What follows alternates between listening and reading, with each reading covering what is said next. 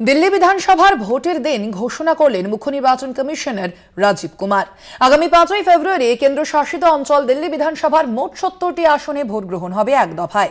Vote गणना और फल घोषणा होबे 8 फेब्रुआरी।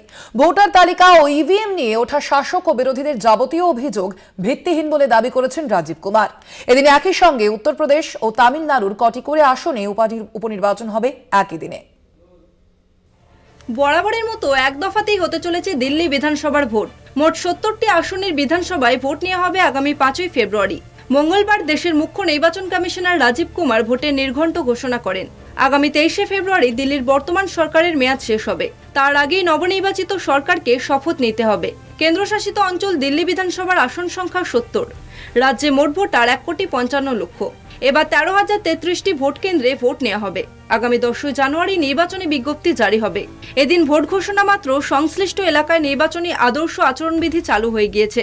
প্রার্থীদের মনোনয়ন দাখিলের শেষ দিন ধার্য হয়েছে 20 জানুয়ারি। ভোট গণনা হবে 8 ফেব্রুয়ারি।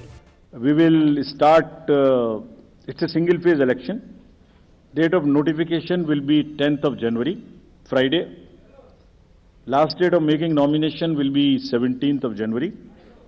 Scrutiny on 18th of January, withdrawal 20th. These are the statutory periods of time which is given.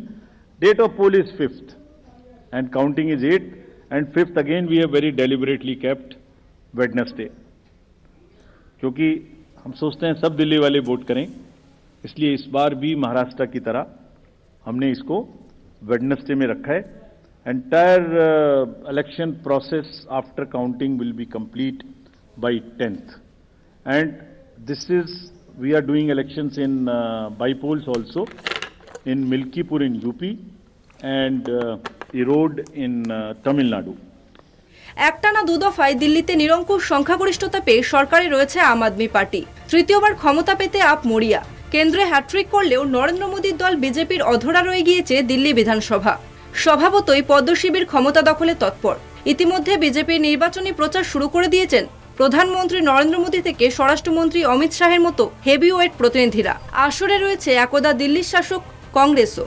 Up এবং কংগ্রেস ইন্ডিয়ার অংশীদার হলেও দিল্লিতে গত লোকসভার মতো আর দুই দলে আসন দফা না হওয়ায় ফের ত্রিমুখী ভোটযুদ্ধের সাক্ষী হতে চলেছে দিল্লি। বিদায়ী সরকারের বিরুদ্ধে একাধিক দুর্নীতির মামলায় গত কয়েক বছর যাবৎ রাজধানীর ঘরোয়া রাজনীতি উত্তপ্ত হয়েছে। আপ সুপ্রিমো অরবিন্দ কেজরিওয়ালকে গ্রেপ্তার ও মুক্তির পর মুখ্যমন্ত্রীর পদ থেকে তার সরে দাঁড়ানো, সব মিলিয়ে জটিল আবর্তে এই কেন্দ্রশাসিত অঞ্চলের রাজনীতি। তারই আবহে শুরু হয়েছে ভোটের প্রচার। প্রচারের শুরু থেকেই ভোটের তালিকায় কারচুপি নিয়ে আপ ও বিজেপি পরস্পরের বিরুদ্ধে অভিযোগ তুলে আসছে। ইভিএমে কারচুপি রুখতে ব্যবস্থা নেওয়ার দাবিও তোলা হয়। এদিন রাজীব কুমার সংশ্লিষ্ট রাজনৈতিক দলগুলির সেই প্রস্তাব খারিজ করে দিয়েছেন।